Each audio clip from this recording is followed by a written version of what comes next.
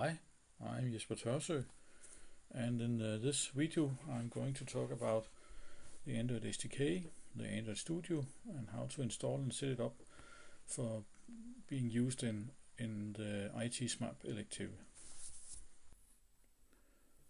Okay, so let's go through all the topics. I will give you a short presentation of what this tutorial is about. We have 2.5 important components to install. We have the Java runtime and SDK, and I call this a half component. First installed, you should not care about it anymore. We also had to install the Android SDK, the most important component, and we also had to install an integrated development environment, the Android Studio. And I give you again a short introduction to all the points I'll go through, and then I will show you how to do the different topics. Here are the topics we're going to look at. Let's take a look on where to download and more important, where to install the 2.5 components. So you need to open up your Blackboard and go to the selective ITSMAP and go to the companion website by clicking this link here, and this is the companion website. On the right we have this column called the component profile, and you find two links here, the links for the Java SE download and the link for downloading the Android Studio and SDK bundle. So click here and click at the JDK. And you can find the proper versions for your operative system and your architecture. I used Windows x64 and just click the license here and download. And I have already done this download. Go back and click on this link here with the Android Studio and SDK tools, and you'll come to this page. And it should determine your operative system, Windows, OS X or Linux. And just click here and agree and download again. And this download I already had done. And we find it here. Here are the two downloads. It may be not the same build number you got here, but after installing your Android Studio, you can make an update so you have the front edge on your Android Studio. But first of all, you need to start up and install the Java. And if you go back here, you should use the following path for the Java runtime environment and SDK. Use the default suggestion. And again, it depends on if you are running an 64-bit architecture or you're running on a 32-bit architecture. In my case, I use a 64-bit. And if you go to your, in this case, my Windows, you will find a folder on the local C drive called Program Files, or in this Danish version, Programmer. Click on that, Program Files or Programmer, and you should find a Java folder. Again, you should find two subfolders, one for the development kit, the JDK, and one for the Java runtime environment. And that's it. You had nothing to do more when you're going to use Java in Android. So if you go back to the companion website, and you had downloaded when you had downloaded these two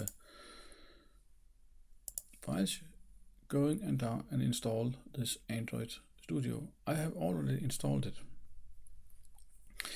So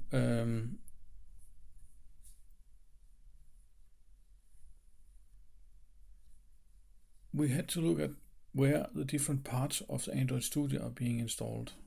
And again, we come here. The Android SDK is one component, and it will be installed in its own path. It will not be installed together with the Android Studio.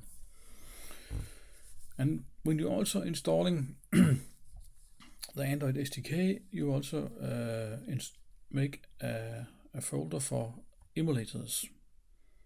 If you're not going to use a physical handset, you can use an emulator. And again, for the Android SDK and the emulators, use default suggestion in installation. But when you're installing the Android Studio, the integrated development environment, use a path like this one here, and don't put it in the program files or in the programmer folder on your C drive. You make a new folder called Android and make an Android Studio folder. After installing your Android Studio, go to the path where you installed your Android Studio. And in my case, I use it from the C drive, Android and Android Studio. And this is the home of the Android Studio, not the Android SDK, but the Android Studio. And go to the bin folder, and you can find two versions of the Studio program to start up. The Studio ASE, that's a 32-bit architecture, and the Studio 64, that's for the 64-bit architecture. I have already had my program running, and I'm using the Studio 64-bit architecture. So I have installed my Android Studio on the process line. It means when you right click on that, you can actually start up and attach it to the process line if you're going to use it very much, and I think you will. And I click on this one here. It takes a little while to start up, and then it makes it be a little longer than this one here, because the very first time it also takes a time to configure. And you can see here that we have no projects yet. I told you about the build and all this update about the Android Studio itself, and you can see here in the bottom of this welcome window you can find the version number and the build number. So if you're not sure you're running the latest Android Studio component profile, go and check for updates. And click this one here, and this one here is already updated, but if not updated, install all the suggested components and restart your Android Studio. And then go to the configure quick start menu. It is an over menu. As you can see, we have a lot of other tools here. You can also check for updates here if you like, and you can set Android Studio to do it automatically. I think it's default set to that. I want to start the SDK manager now, and I can do it in two ways, but I will use what we call the native Android SDK manager, and this is the one being shown here. I can also use a built-in to Android Studio SDK manager, and this is this one I can find under the settings. Just to show you the difference, I will open up the settings, the built-in Android SDK manager, and you can see here that appearance and behavior and system settings, and you can find the Android SDK here. And please remark that it goes automatically and check all the Android SDK components, not the Android Studio. That's what we was doing in the beginning of this tutorial. And checks all the components here. Here you can see all the Android versions you have access to, and in my case I have installed the Android 5.1 API level 22, and I can also click this one here and find that there is a lot of sub-components including in this Android 5.1. We have, of course, the platform itself, and this is all the libraries and all that stuff. But in my case, I have installed some system image. As you can see here, we have a system image for the ARM computer, and we also have a system image for the Intel computer. And as I'm using a 64-bit operative system, when I'm using the Intel images, I use a 64 version. As you can see here, this goes not for the ARM. This is just there's only one type of ARM computers. And if you want to use some of the additional Google API tools, you can get system images for including the Google API. and this is one that we got here and we got here. So depending on your platform, 64 or 32-bit, install the 64-bit or the x86 image, and do it also for and install the Intel ARM, so the ARM image, including the Google API for both 64-bit and for the ARM computer here, API level 22 also known.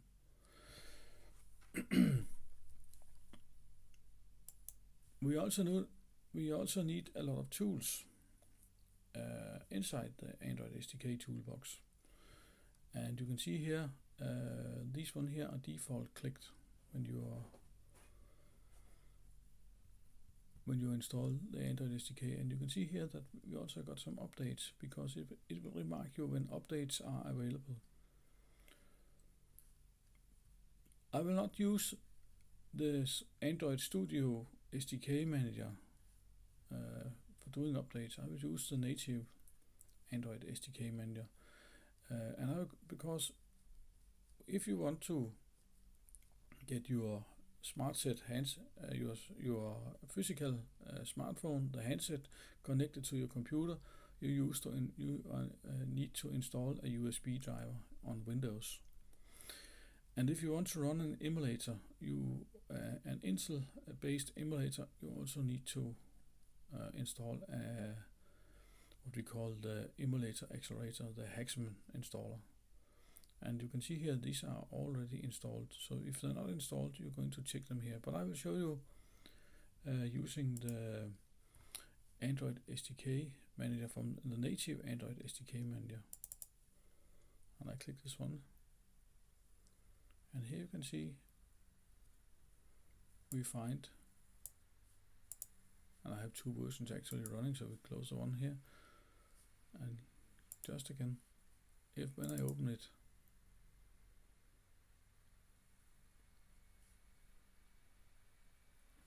please remark that it always checks if your profile is updated.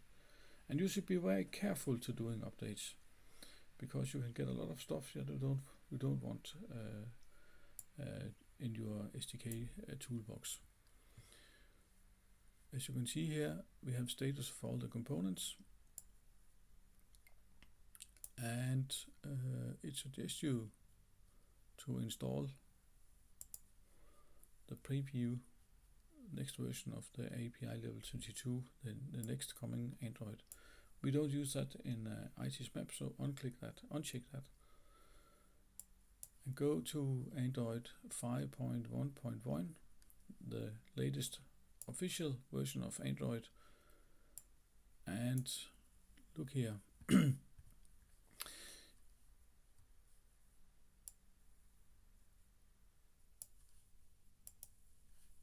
If you look at that platform here, you can see that I have installed these components, and you should check similar components to your platform. And you can see here we have some documentations, and it's not necessary to use the documentation, but it's very nice to have if you're offline with your computer. Then you have the full Android framework documentation on your computer. If you don't have too much hard disk space, you do not need to check this one here, but you should at least have your Android SDK installed, and you can also have some sample codes installed. So click these two here, and again, as you can see here, I have installed some emulator image, the ARM and the Intel 64-bit image. They are installed here. I do not install the 32-bit image for Intel. And you can also have it the image including the Google API, and again with the ARM image and a 64-bit image. And if you want to look at the source code for the Android SDK for this particular version, you can also have that downloaded. So, but again, if you don't have too much hard place, do not check this on here.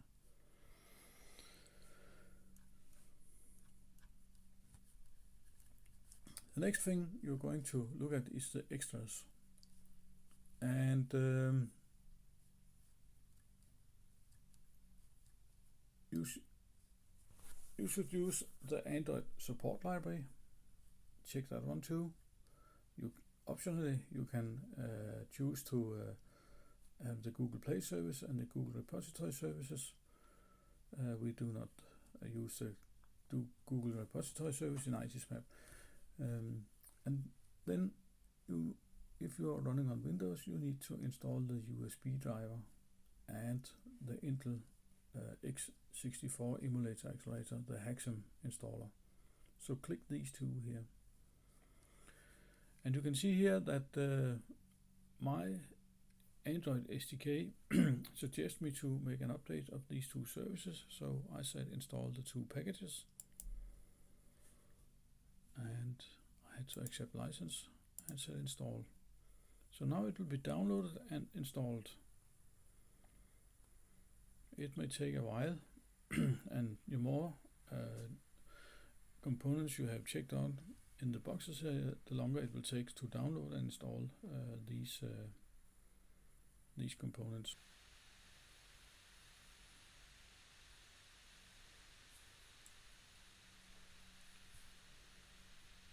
And we're ready.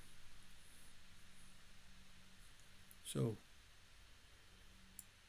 we need to install, if you go back, we need to install an SDK platform. Optionally, we need to install the documentation. We need to install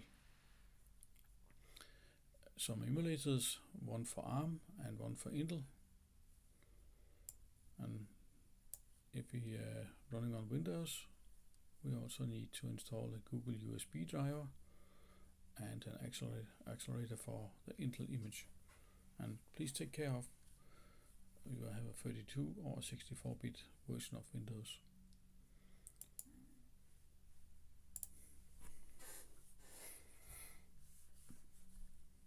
Before installing an Android emulator or setting up an Android emulator, it is recommended to set up a variable in your environment called Android_SDK home. And this variable is going to point to the root where you have installed your emulators. This is a little bit strange name because it has with the emulators to do, not the Android SDK. But anyway, we had to do it. And the Android emulators are installed in a folder. Now, if you have used the default suggestion when installing Android SDK, you will have in your user directory in Windows, you will find a folder called .android. And inside that folder, you will also find another folder called AVD, Android Virtual Devices. But we want to set up the Android_SDK_home variable to your user directory. So the value, as you see here, is the value I want to assign the variable. And how do I assign that variable? If I go and I can point on my PC and I set properties for that PC and go to advanced system properties, click on that one, and in the bottom of the screen you will find a button called environment variables, or in Danish miljøvariabler. Click on that and you have two sets of environment variables to use. We should use the system variables. And as you can see, I have already created by saying new, write the name Android_SDK_home in uppercase and the value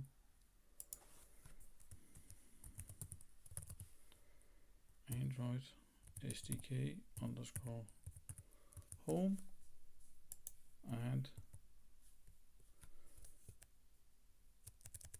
if you look here, set up the path to your user directory. I have already done it now, as you can see. So if you look here and set that up, But now, when we had all these system environment variable opens, you may also want to extend your path variable. And if you go a little bit down, you will find the path variable. And you can click on the edit or redigere in Danish.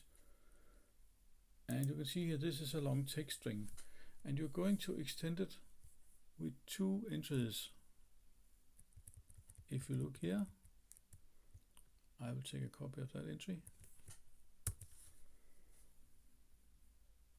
I can show you exactly what it is. We're going to click on this one here.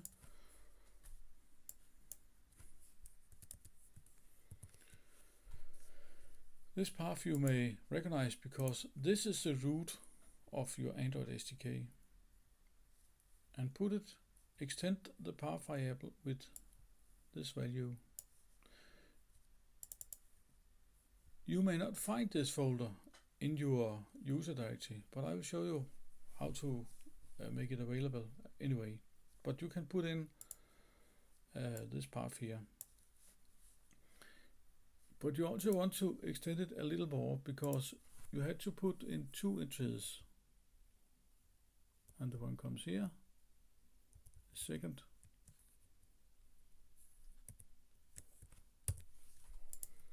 If you look here, you also want to put in this entry. And you can see here that it gives you access to the platform tools. Specific. One of the tools here is the Android debug bridge, which we want to get access to from command line. So we had 2 entries to put in the path, the one here and the one here. And you had to set up a new environment variable, the name here, and with the value of your user directory. So with this is done, I will not change now, and I do not need to change it here. But when I open up a command prompt, which you can see here, and write set, you should in the beginning of this set command find the Android _SDK _home with this path here. And if you go into the path variable here, you should see that it is including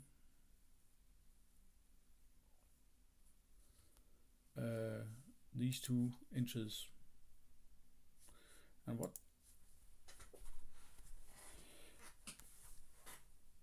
so when this is done, you're now ready to deal with the emulators. And I don't want to do anything. So how do we get access to an emulator? Yes, first of all, we need to start a project in Android. And we go back to the main menu, quick start menu, and start a new Android project. We click here, and we can call it test emulator. We do not go into details in this tutorial. We give it a name here. You should be very careful with this name, but I call it, as you can see here, we just leave it as it is. And be careful where you are putting in your projects. And if you're going here and we go to the user directives, you can see that we have a folder called Android Studio Projects, and this is the default folder where to set up your Android projects. So use that for start. And I want to make sure I'm using this folder, and I have this project. So use the default folder for Android Studio projects, and next. And you'll be asked for what kind of app you're going to do, and make a phone and a tablet app. That's just a standard, and set next. And the most simple app you can do is a blank activity. So this is what we're going to do now. We don't want to do any more now, except making a project and finish.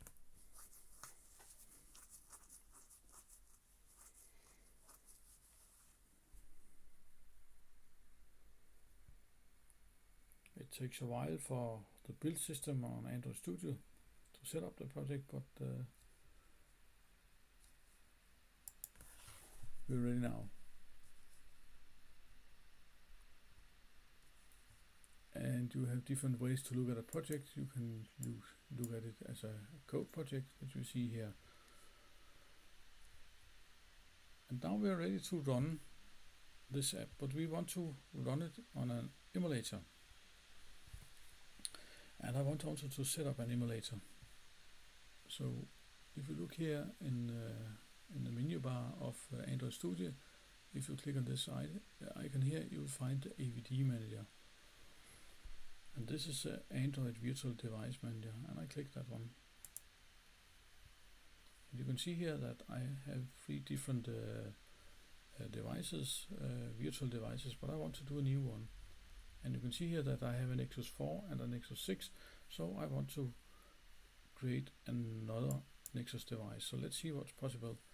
And here is different images pre-default installed on your SDK, and I want to do a Nexus 5 phone. So this is one. Here we got the physical screen size, and this is the density and the size of the resolution, the screen size and the density of a Nexus 5 screen. Next. And now, as you remember, we installed 4 different images to run our emulators, and I want to install it with the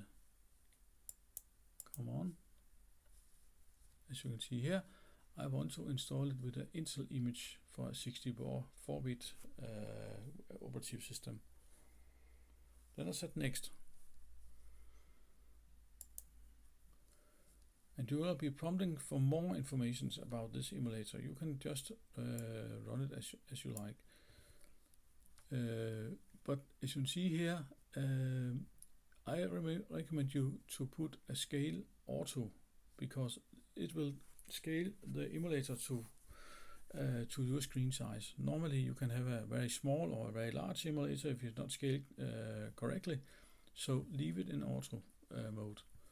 And use host GPU, it means use the graphical processor on that on your computer, and go to advanced settings. And in the bottom here, you can see we want to set it up like it looks like a Nexus 5. This is how the image for the emulator are. And here, this is actual RAM available inside the emulator, and you should decrease it to something like half suggested, 768 megabytes. And just leave the internal storage to 200 and leave this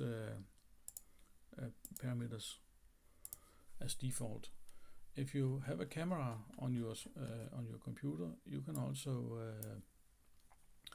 include it to your telephone, and I have a webcam, so I want to include it here, and I also want to emulate a backcam. And now I have made an emulator. The most important thing is to remember set internal RAM to something like 768 megabytes. And this is because we are going to run together with the Intel Accelerator Manager.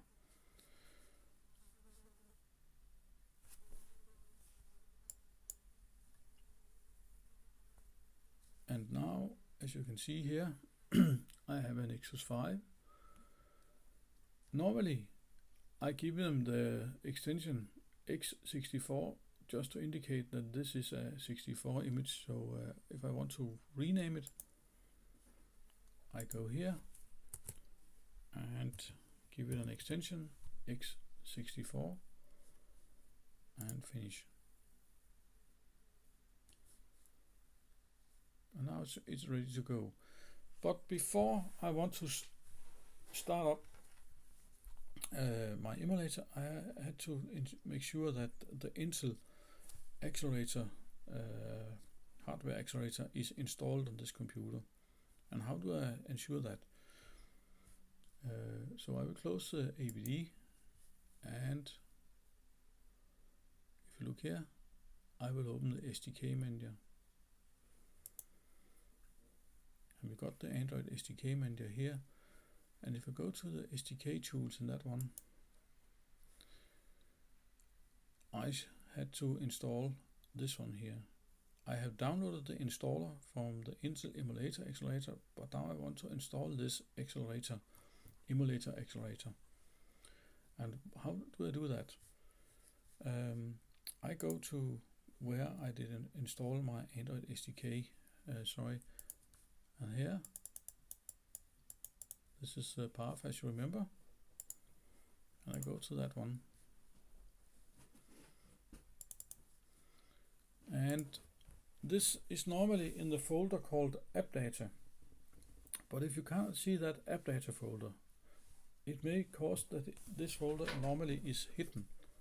So if you go to folder options in Danish indstillinger here and click that one and go to change folder and search options, click on that and go to the view folder, and you will find an entry said how to handle hidden files and folders, and check that hidden files, folders and drives are being shown. Check in Danish vis skjulte filer, mapper og drev, but check that this is the case, and said okay.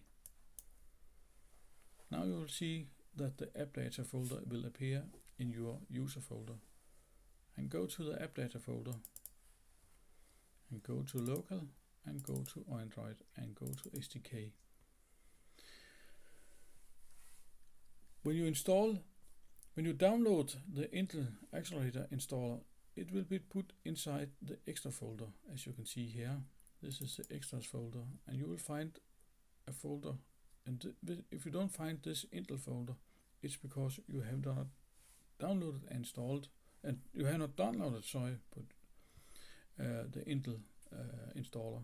Click on the Intel here, Intel folder, and find another folder, Hardware Accelerated Execution Manager, and click on that. And if you click on this file, Intel Hexam Android Exe, it will start the installer. And as I have installed it before, I can either remove it or I can change it. So if you haven't installed it before, you'll get directly to this window here, and you can see here that it recommends you to use a default value of 2 gigabytes, and leave that. Use the default value here and set next.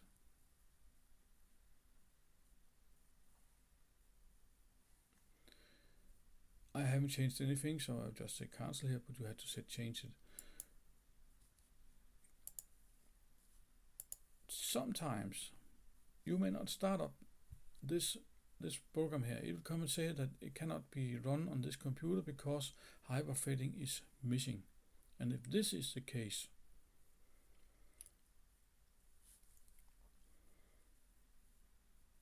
you should go and open your program and function folder.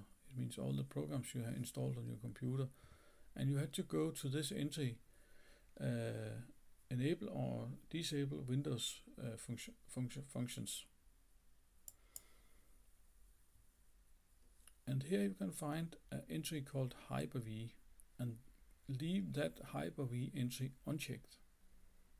If it's checked, leave it unchecked, and this may require a restart of your computer to make this uncheck in order to be not used. Leave that Hyper-V unchecked.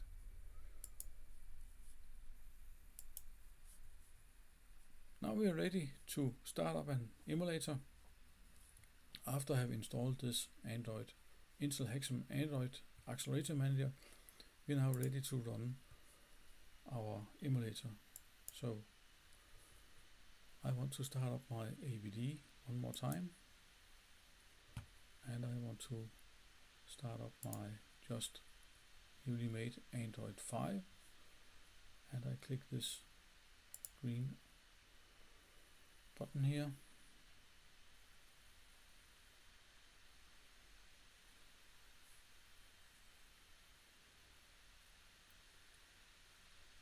And we got the emulator image up and running. If you go into Android Studio, in the bottom of your screen you will find a run menu. You can see here run, and you can see that we are now running an emulator. And here you can see that if everything is okay, this one here is started off. This window here is started automatically when you start an Android emulator. And you can see here that the Intel Accelerator is running, and everything is okay. It said that this was out of view and was recentered.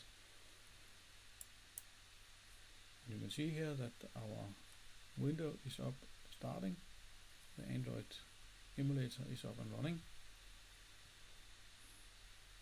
It takes a little while. If you want to move your emulator, you cannot directly click it. This goes for Windows especially. But if you click on the Alt spacebar, you will get a menu open here where you can click on the move option here and use the arrow keys on your keyboard to move your emulator. And now you can also move it with the mouse. So if you want to have it here, and you get access to the Windows menu here. So now I had an emulator up and running, and I have a status of it here. Now I want to run a simple app on that emulator. And when I have an open project which is being compiled, I can just click on this run button, run this current app, and I click on that one. And here you can see we get access to the ADB Android Debug Bridge.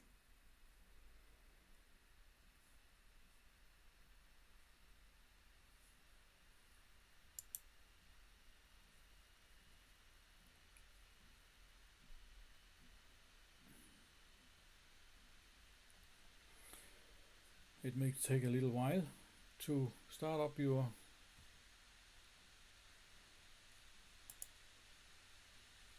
app. And here we come. Now it asks you for what device do you want to run your app. And as we have this emulator running, it suggests you this one here.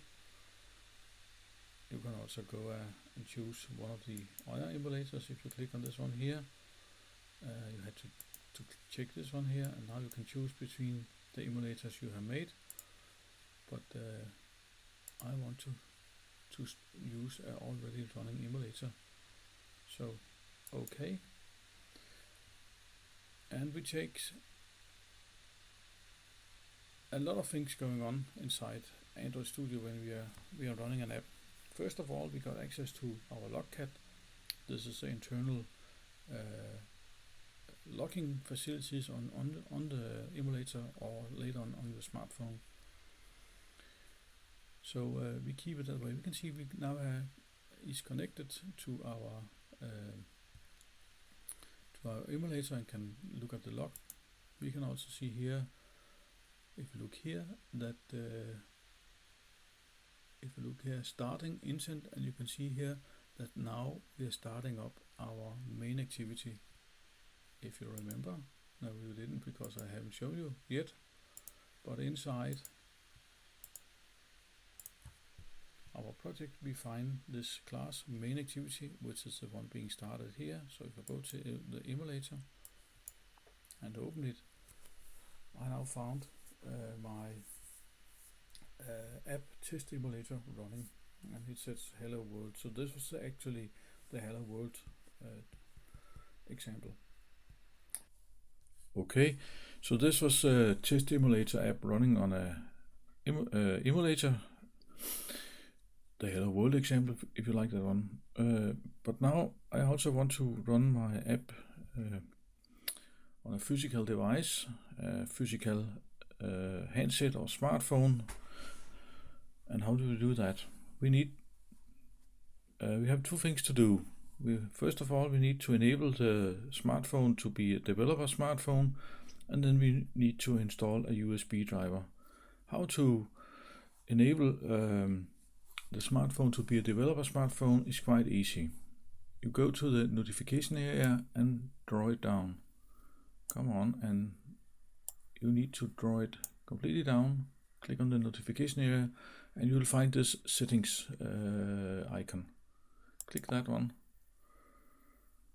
And in the very bottom of this menu, you should find a developer option menu. If you don't see this developer options menu, go to About Phone, click that one, and go and click the build number 7 times. When I do it on an emulator, the developer option is already enabled. So, but if you click it 7 times, you will get a toast, a message, and it will count down until you get the same message as you see here. Go back.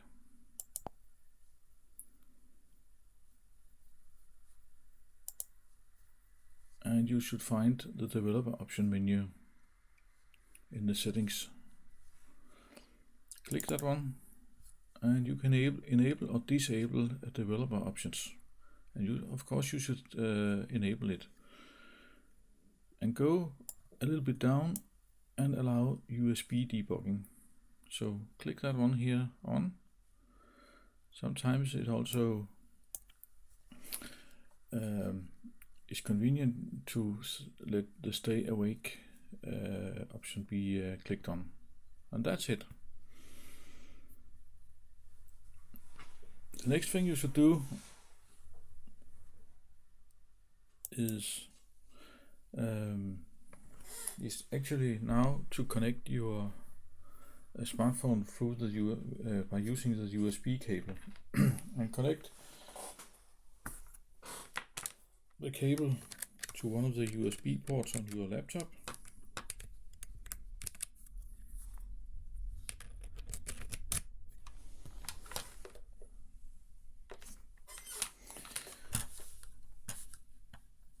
And before you're connecting the smartphone to the USB cable, you should go and open your device manager. That's the Danish word, enhedshåndtering. So click on the device manager and go and click show and show hidden devices.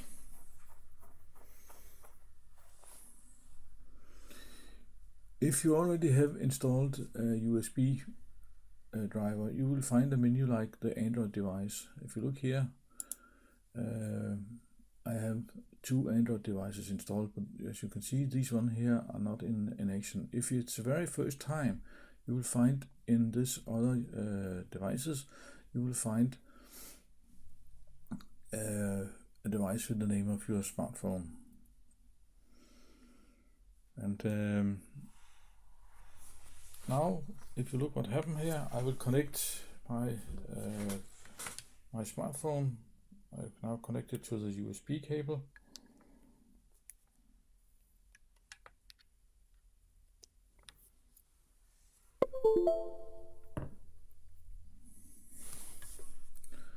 And you will see that this one here, this device here, becomes active. If you have otherwise your device in this other units, other devices will become active. And now you're going to install a driver on either this device here or the device you found here. And for this purpose you had to use the USB driver coming with the the Android SDK. And you should remember where your SDK is installed. And if you click on that, if you look here, this is the standard path on Windows.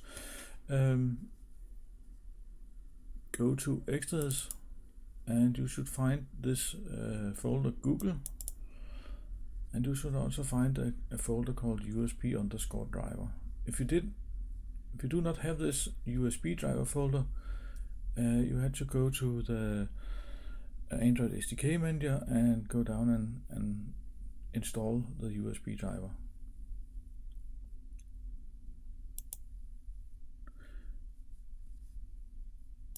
But remember this path. It's smart to take a copy, because now you go back and click this one and right click and update driver software, and look at your computer. Don't look automatically, look at the computer for driver software. Click that one, and you can see here that I already has been there, but copy the path to your USB driver and click that on too, using subfolders, and then next. And in this case I already have the newest driver, but you will get your USB driver installed. And close. And close the unit menu, and you should go back to the Android Studio. If you haven't opened it, open Android Studio. And if you look here, there are some submenus here, and go to this folder, the Android folder, and here you can see we can choose between the different handsets connected to the Android Studio. And you can see here that I now have connected my physical Motorola Nexus 6, my Nexus 7 smartphone, and I also had the logcat running. You can look at the logcat here. You can also follow the run command, but this is not, as I did not have any programs running on my physical device. I don't have a run menu for that, but in the Android menu you can choose now between the two, the emulator smartphone and the physical smartphone. Now I want to start an app on my physical device, so I click this one here again. I want to start my test emulator app, and you can see here I can now choose between the emulator and the physical device, and I choose the physical device and set OK.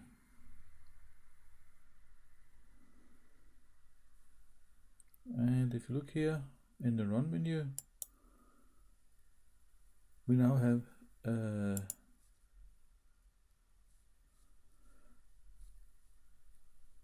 access to see what's going between your Android Studio and the smartphone. And as you can see here, we are installing our test emulator.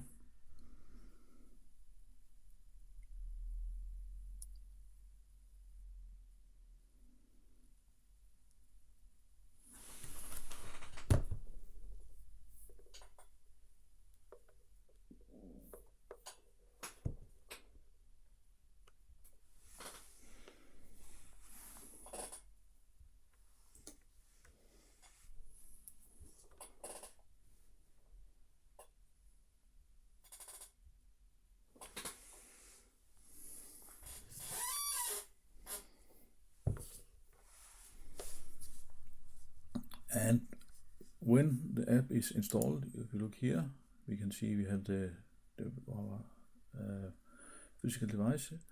You can see that we make a launch command. So if you go to this Android, we can also choose between the emulator and the physical device and take a look at the logcat.